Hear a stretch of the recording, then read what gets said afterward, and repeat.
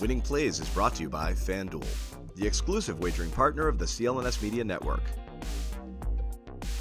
Winning Plays back yet again as the Celtics offseason hot stove is heating up. We've had a whole 2 weeks off from the end of the season. Feels like a lot longer than that. Chris Forsberg. Did we have 2 weeks off? Like they hired 7 Yeah. coaches and then 2 days after the season ends, and now it's Bradley Beal Palooza. I don't think there was no time off.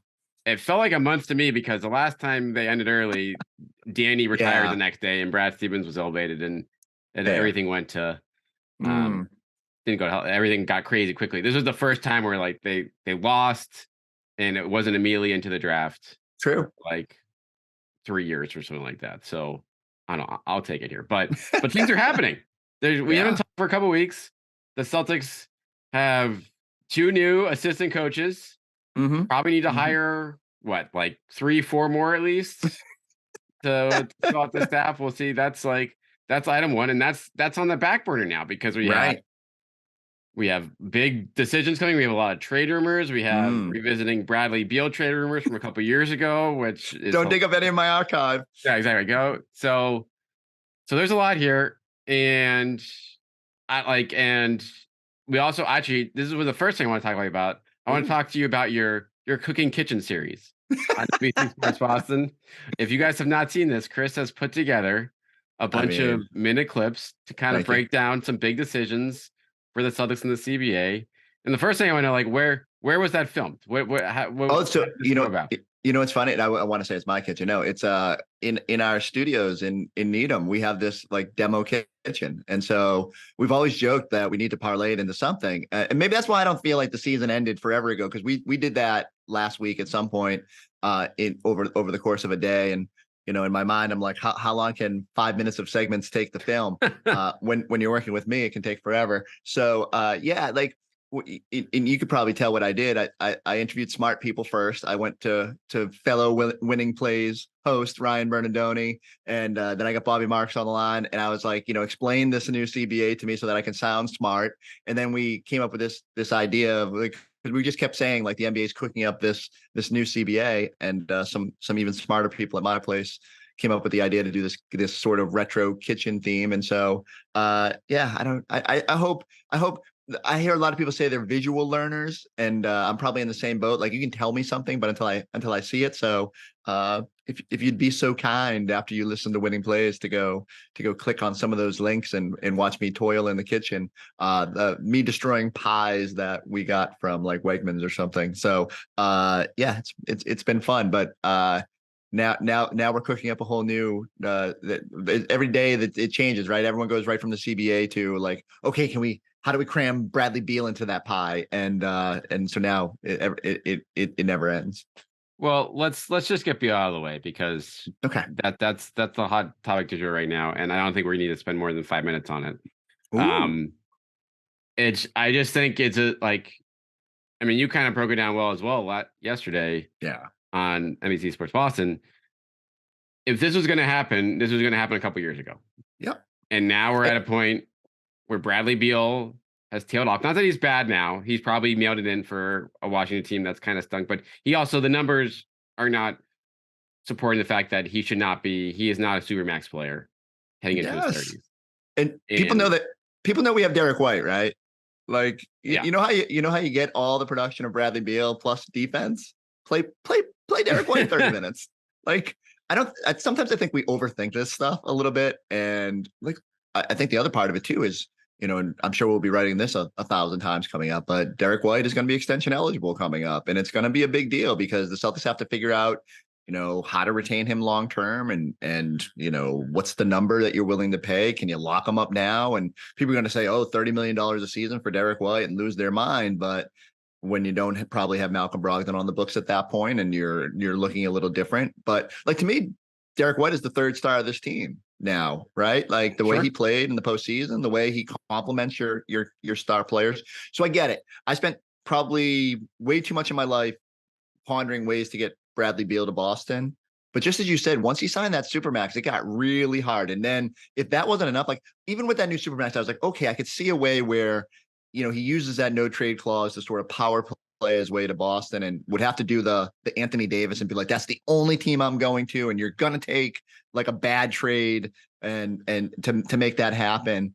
One, as you said, the play in recent seasons doesn't give you much reason to want to do that. And two, the new CBA has pretty much crushed every single dream of that happening, because there's just no viable way to carry 3 supermax players without just totally stripping your supporting staff and bringing on the supporting cast and stripping your ability to use all these mechanisms as a second apron team. So I just don't see the roadmap. And unless Jason Tatum goes to the Celtics and says, yo, the only way I'm re-signing is if you go get me Bradley Beal, that forces your hand. But I don't think otherwise it's something that the Celtics would truly, really ponder.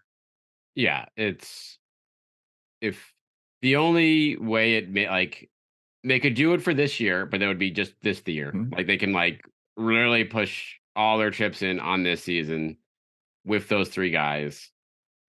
But but then it completely. Do you blows think up. Bradley Beal makes them? No, and I don't think that necessarily like guarantees anything. Like, what is that going to get you? All of a sudden now I'm just writing how I'm mad that Derek White isn't playing over Bradley Beal. Yeah, right. In crunch time.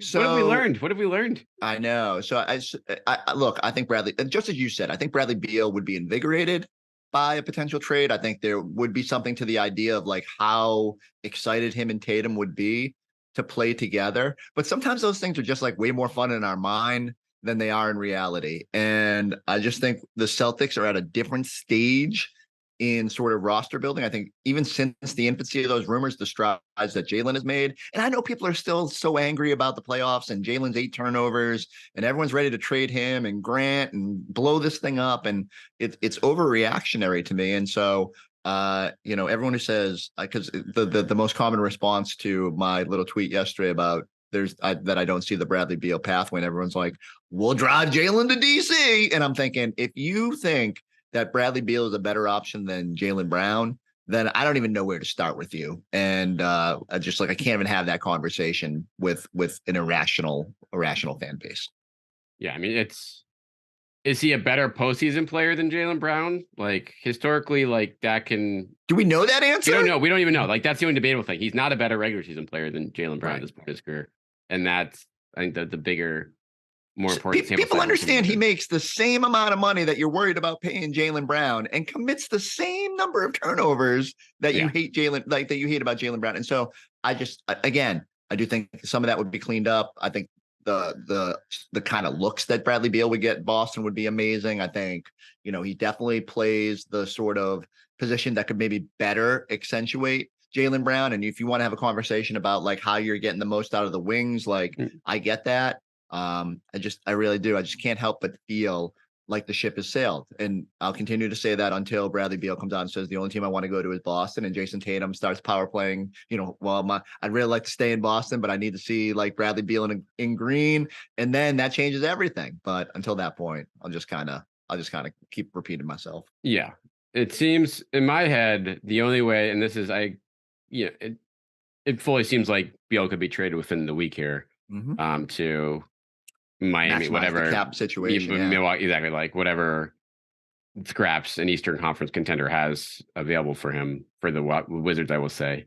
The only way, if things somehow go haywire with Jalen, is the only way this gets revisited. I feel like now, which I don't think is going to happen now, or maybe it happens, at the end of next season, if the Wizards hold off a year, then I think it gets a little bit interesting, because at that point, Jalen is on the Supermax, is eligible to be dealt at that point if things don't go well this year.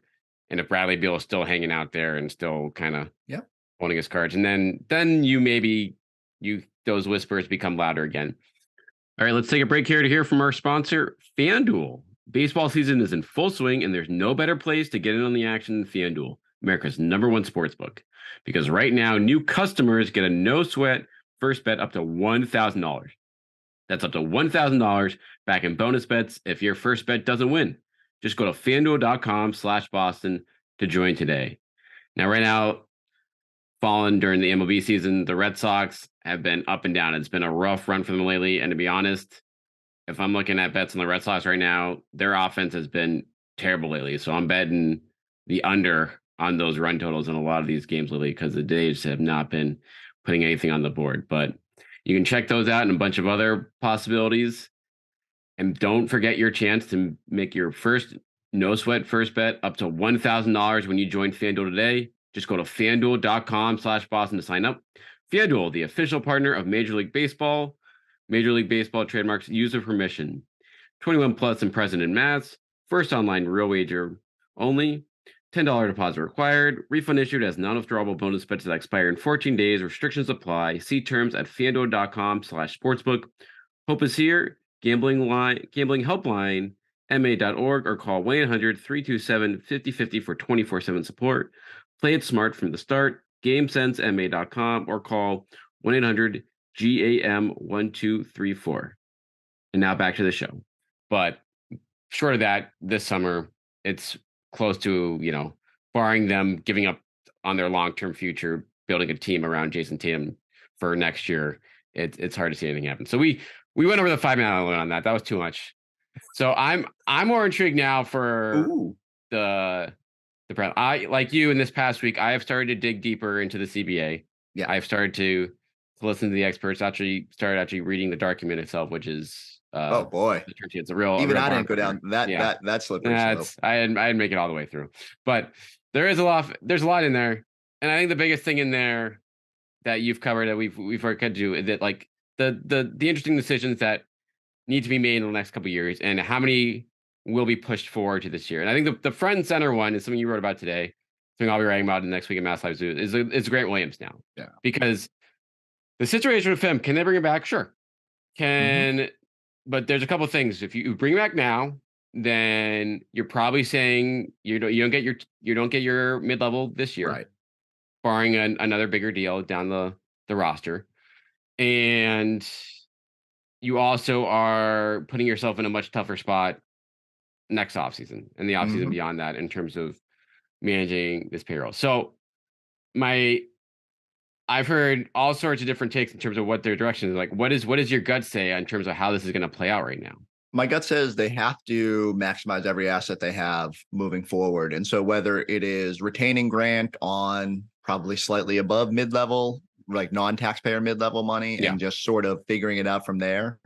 I thought it was really telling, like to sort of kind of go back to, going into the offseason, and even before I really dug into the CBA, I knew that there was going to be a money crunch somewhere. And I kind of wondered where it would come from. And I think if you look at the roster at the end of last season, the one thing you come away with is there was some, imbalance to it. And so I'd asked Brad about it during our sit down after his end of the season press conference. And I thought it was interesting. Like, without really steering him, he said, we got to kind of look at the roster and decide like what spots are our priority. And to me, that was sort of hinting like, okay, our front court wasn't as perfect as it could have been. We had good guys, like Muscala had a good stretch after getting acquired. Luke did his thing early in the year, but it was clear by the end of the season they needed another big. And it was clear too that they had too many guards. And so, like, if you're going to prioritize something this offseason, I think, and they have no wings. Grant, like, you gotta have guys like Grant. You probably need even another upgrade there. And like, so for me, it all sort of probably our next topic. Like, I don't think Malcolm Brogdon's here next year, and you did a great job writing it up on Mass Live. Like, I just think you have to start exploring trades that cut salary and probably get back some sort of backup big that can help you deeper into the future. So, long-winded way of saying, I think Grant, unless a team swoops in with this like crazy offer, is back here next year. And I think he's actually like in a much bigger role. I think you start thinking about like, is him and Robb the right starting front court and moving out to the bench? If you're going to invest, you might as well try to figure that out. And again, even if bringing him back doesn't mean he's here for the duration of the deal. It's just a matter of you need good players or good potential players, and you need to maximize those assets. So unless someone swoops in, and I just don't see the team that's giving Grant $17 million per season. No. So, and then that's probably something I probably didn't stress enough in the article, because we originally was supposed to be one big article, and then we spread it out over 5 days. So like, when you look at the teams, Detroit and Houston, like teams with cap space, like is he like Grant Williams as a priority? Yeah, right. It's like, no. I want that voice. Yeah, exactly. Like, we can have another fake fight at a practice and do that whole routine again. So Yeah, I just think ultimately it comes down to Grant test the water. I think teams are going to be very hesitant to lock up cap space with this new CBA, and so like even getting offers could be difficult. And I think ultimately they settle on. I've sort of landed at 452, probably maybe right around what he was thinking or what he got offered Yeah, last it offseason. might be And worse, to be honest. He's like, because yeah, when you look at it, like to your point about the teams, there's 7 teams of cap room: Rockets, Spurs, Jazz, Thunder, Pistons, Pacers, Magic. In theory, that could have more than like the Magic who have 94 bigs. they have 90 exactly. They have 94 bigs, and none of those teams is like a win now team, Yep. and B is a team that is going to be like, yeah, we need like Grant's going to be the adult in the room to like no, like they have bigger fish to fry, or they want to like rent Preserve it. out that cap space for like picks and other good stuff, like Yeah. tying it up on a restricted free agent here. And this is where like the rules changed for restricted free agency with this new CBA. It's only 24-hour wait period. So it's like some stuff is still in favor, is leaning more towards the players on that front. But that's still like Yeah. not the market you want to be going into if you're Grant Williams here, especially coming off the year you had. Yeah. And so, I mean, part of me wants to absolve Grant from like he got put in a tough spot. Like Joe inexplicably benching him in March was weird, and like credit to Grant for kind of hanging in there. Think about I think I forget it was February or March or whatever I wrote. I've already forgotten. He gets DNP'd. He comes back. He has that Cleveland game where he does the I'm gonna make them both, and then misses both and costs him a game. Then he goes and has the end of that long road trip, has a chance to win it. Freelances going to the hoop and gets I forgot blocked about by that Walker one. Yeah. Kessler. It was like a really bad stretch for him there, and he could have gone and just kind of disappeared for the rest of the year at that point, but hung in there and was a game too late getting him in there against the Heat, and didn't have a great end of the Heat series either. So, he's got to definitely improve if he's back here. And yet I think the opportunity will be grander. And I think in general, he's the sort of player that they should yearn to have on this roster, unless you can find an upgrade somewhere else. And then again, that changes the calculus too. Celtics have to know going into this offseason, are they confident they're going to be able to move Malcolm Brogdon for stretch 4 type or a 4-5 type that or another wing, whatever the case may be, whatever they think they can that eliminates Grant's redundancy. Then maybe you just move on. I'll answer that question for you there. No. Ooh, No, ooh, they can. yes. Like I don't see the roadmap. I don't think Malcolm Brogdon's fetching that type of player. And we were doing the early edition the other night, and Tom Giles brought up this great point. He's like, I'd love to have a Josh Hart type. Yeah, those players aren't available to you right now. Like, like I don't see the roadmap to getting them sign and trades or whatever. Sign and trades are more difficult now, and first aprons and second aprons. And I don't even know the rules right now. God bless you if you read that document, because I still couldn't figure it out. This is the only season where you like can still kind of do some of that stuff before it all goes away. And this is, I talked about a little last week with B-Jax on here. Like he brought up too, like them not doing anything at the trade deadline didn't hurt, obviously hurt to a degree during the postseason based on injuries and how things kind of played out and who there's a debate like would Joe would have trusted a Josh Hart or whoever they could have gotten there, a Sadiq Bey, if you will, just another shooter, someone else. Like who knows if that, I mean, we don't have to talk about it. But now it's like and now the Pirtle decision, like how do you feel about that? Like I'd probably relitigate that. I was pretty anti-Pirtle at that point for the price, but then when you saw what he went for and knowing what that gap ended up being, that hurts a little more. It does. So, but now moving forward, now it's like okay, so like it would have been nice to have, and Pirtle's different. You'd have to pay Pirtle, so that's a different. Right. But like, there's a lot of guys, whether it was a Vanderbilt, who I know you were big on, whether it was Sadiq Bey, like who are under contract for cheap this year, which would have been a big boon in this new CBA when you might lose that ability to add anything above a veteran's minimum if you want to keep Grant, which I think we both agree that they should for the right price here. And now losing that ability, having your trade chips on the roster, like listen, I wasted yesterday morning, Chris, going through all 30 NBA teams to be like to find some Malcolm Brogdon trades. And let me tell you, there's not a lot of Malcolm Brogdon trades out there that makes sense. Was there anything you liked? It is, I mean, trades that I could go for like a Norm Powell trade. Right. That's probably like the most they do appealing that? one. Well, exactly. But would the Clippers like Malik Beasley to get again? You're losing some production, but you're getting out of the long term part of the deal, and you get an expiring. You can move that contract again and maybe get an upgrade without having the long term money attached. But that's a downgrade. Like that's Can you you're. spin me any Nas Reed sign and trade? Oh my god! I don't think I can. Not if you want to keep Grant. I know. It's So, like, but if you got Nas Reed, then maybe you're. I don't know. There's no right answer here. The fact of the matter is, the bottom line is, I keep going through this, is there's going to be a talent downgrade as early as next season. right. You could punt that to next offseason, but now you're going to have every team in the league looking to shed money, and it gets more difficult to move salaries at that point in the matching of it. And I don't know necessarily if you can afford to wait to that point, because then you're really kind of putting yourself in a spot. So, Like, good do you luck, push Brad, all in and- now? Do you push, like, what's your gut to, like, do you take the long road here and say, hey, we want to start, we're competing for next year, and maybe you use a first round pick this offseason to try to toe the line of being like, you have to downgrade some places. But what, again, like, how big of a downgrade is Malcolm Brogdon to Peyton Pritchard? Like, it is a downgrade, but to what extent? If you can use that to upgrade other parts of the roster with a first round pick and stuff like that. So I look at it being like, yeah, like on paper it's a talent downgrade, but do you have a better, well-rounded roster top to bottom now? Can you build that? Can you put the better players around Jalen and Jason, which, to be honest with, and I don't want to like pile on too much on Brogdon, like, he was not in crunch time situations this year. It was not great with him. No, and so, it's funny because, like, I feel like we could do a whole Brogdon podcast. It's so weird. Here's a player that, and that's sort of how I started my CBA series, was like, the Celtics signed him last year, and everyone's like, here's this guy that was sort of the missing piece. And for a lot of the year, it felt like he was. Like, he had some great spurts. The scoring was, like, crucial off the bench and giving them offense.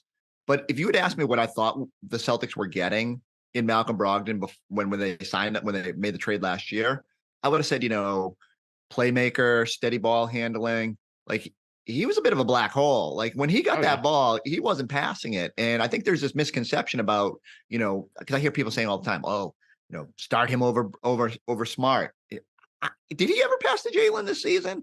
How many lobs to Robb did he not throw? And that's not, like, maybe he just leaned into this role of, okay, he's not a true point guard.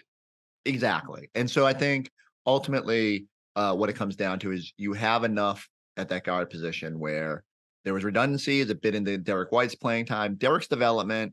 You said Peyton Pritchard, which, we'll see what happens there. Like, Peyton Pritchard and Malcolm Brogdon are not both going to be on the roster next year. It'll be one or the other, and they'll trade one of them. But if both get moved, if, like, Brad gets wild, I'm ready for the JD Davison era. Can you do worse for a third, fourth guard? I'd like to just see it. You got to start drafting and developing guys. And I know he can't shoot right now, but you don't need him to shoot. Just, like, run some pick and rolls, get everybody involved. How many lobs to Luke did he throw at the end of games? I know it's trash time, so I'm getting overhyped here. But I just think they need to start. It's theory, like, he's gonna be back on a 2-way, and maybe he gets some, like, you'll see what he has in camp. Yeah, like, you'll see what he has in summer league. So whether it's the 35th pick, whether it's Jan Madar, whether it's JD Davison, like, you can fill a backup point guard role with something if you need to. I just think a good veteran minimum guy too. Like, there's gonna be a lot of guys in the market.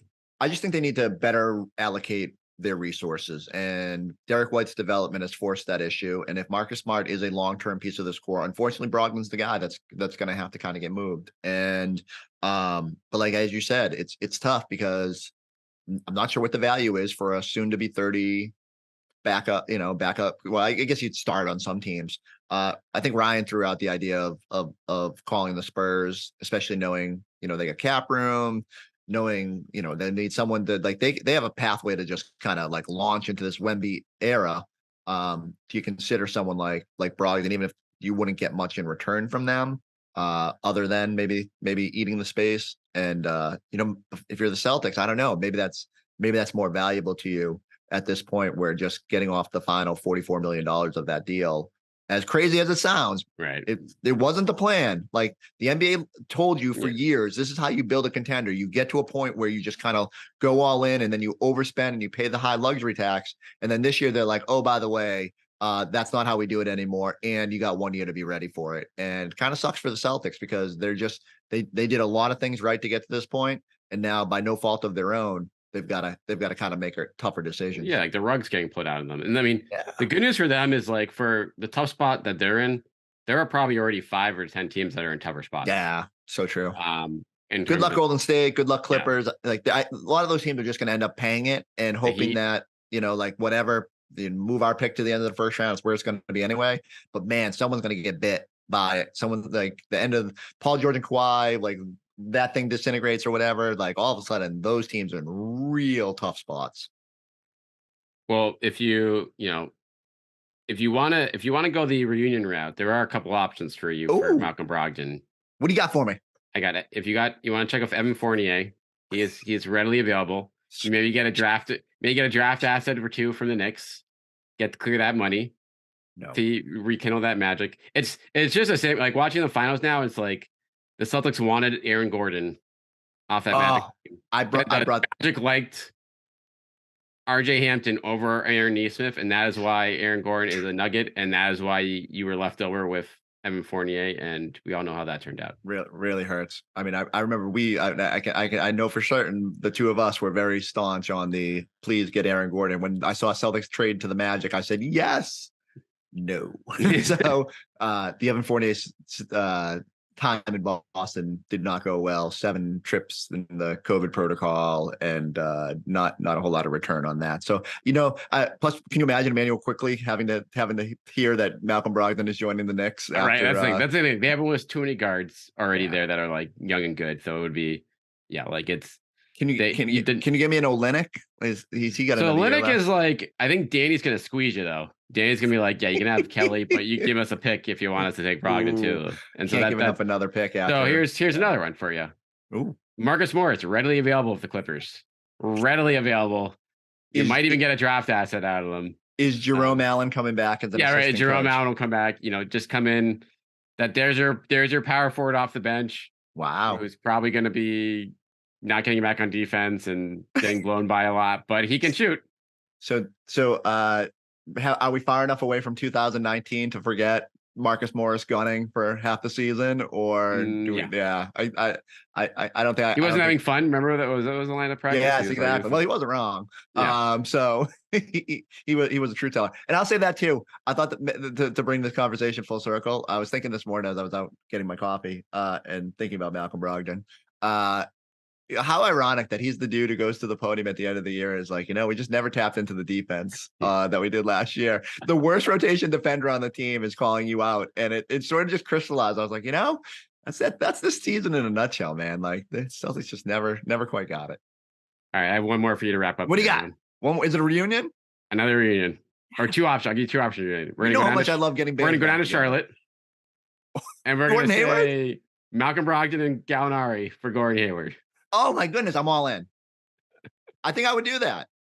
I know. And the problem is, who would not do that? The Hornets. The Hornets wouldn't do that because they wouldn't want an extra year of Brogdon. But on paper, you're not, again, you're adding more money. You're getting rid of long-term money. What would be great? How you better fit? If the Hornets drafted Scoot and traded for Brogdon and just went all point guards with their roster. Right. Just get Terry there. I wonder if Terry is going to be available. Oh, based on what they do at the draft. I don't know if that's the right fit. That is another. That he has a long-term deal now, so that obviously that doesn't solve. Yeah. You're creating more problems. Although he's anybody who's on these, like it's so funny. Some guys on 22 million are not acceptable deals. Some guys on 22 million might be good deals. It's so funny. Like I would. I don't know. I don't know if the reunion route's going to work. And there's not a lot of appeal on the reunion route. We just went through, but it's hilarious going around like the 30 teams. Maybe half the options were former Celtics on bad like mid-level deals now. What's PJ? So again, to tie the Grant thing into it. I can't go to the Hornets. The Hornets aren't going to want Malcolm. The Hornets, they're not because they're going to probably re-sign Bridges. They're going to probably re-sign PJ Washington. And then draft someone, and then may sign a mid-level guy. Like, let's do this. Like, let's go work reverse. So, what do the Celtics need? They need like an elite sort of power forward type that will eventually take over Al's role or can step in and move Al to the bench and maybe make Grant expendable if you did decide to move on, or maybe there's a sign. Again, like they're endless of possibilities. So how do we get Wendell Carter Jr.? Like, can you, like, what's the overpay to get him? Or are they too committed? I know they've got a million bigs. So they have a million, but you're right. So it is, let's see, like, I mean, so he's under, wow, he was on a real bargain deal. Yeah, that's the thing. So that's the one that would really fit into your budget nights. So it's a question, I think for him, it's like, how many first round picks are you willing to include for him to like get the win now piece? Yep. When you Brogdon's your salary filler, if you will. Mm-hmm. So if I just called them and said Brogdon, or like, you know, what is his number? What is Wendell Carter's? So Wendell Carter's only 13. So you actually get like you could do sign and trade Grant. Sure. Plus picks. So you're sort of giving them another option and overwhelming them with picks. Like, I don't know if Orlando cares about picks at this point, but every team in the NBA should. So, okay, I don't love the overwhelm with picks option. You know, that's, as people say, just send the Wizards a million picks and figure out the salary. Like, I'm like, I don't know if you can do that anymore. But if you were going to push all in, going for someone, a young player on a good contract like that is probably the overspend I would rather do than necessarily. So because that's sustainable, because that's a guy who can it's going to fit your books for the three. So it's like if you're giving up draft capital, that's one that has staying power, as opposed to what you end up doing with Brogdon. You thought that was going to be keepable, and now you're just like, oh, it's only keepable for one more year probably. So essentially, if you do something like that, you're moving again, and maybe you move Brogdon out separately. There are ways where you could shed. So like now you're taking Grant out of the equation. You're moving that 13 million back in. You're potentially you're tiptoeing around not being in the tax if you did something like that. Mm-hmm. And again, it depends on what you have to take back for Brogdon. So I think avoiding the tax would be a priority for a team that's going to be repeater heavy in the very near future, especially, you know, 2 summers from now, once both those deals kick in. I think those are the creative type of deals that Brad Stevens ought to be thinking about. I like it. That's a good way to keep an eye on the value deals if on teams that may not necessarily. I mean, Carter, I think is going to be a tough sell because he's young enough, and the Magic, they might just really like him. But I think those are the type of deals that the Celtics should be. You have to hope they draft a power forward or something, right? Like, that's true. Which Lord knows, based on their history, don't do that. Then maybe they need to clear some room, and you got all those Wagners and like. So, I don't know. But again, that's sort of the creative thinking that I think they need to do. And that's what I thought they did last year, even with the Brogdon thing. Before this new CBA, the Celtics thought, like, what do we need? Let's maybe overpay for it. Although that deal at first blush wasn't overpay. I just, that's what if I'm Brad Stevens and Mike Zarin, those are the moves I'm trying to cook up. All right. Well, we'll be watching that closely in the next 2 weeks here. In the meantime, keep watching Chris cooking at NBC Sports Boston. I'm going to go cook up that deal. Like, I'm going to throw the apron again. That's the next video. Can't put wait. Together. Check him out on Celtics Talk Podcast. We'll be back here. We'll gear up next week. Draft week. We'll probably have a couple pods for that.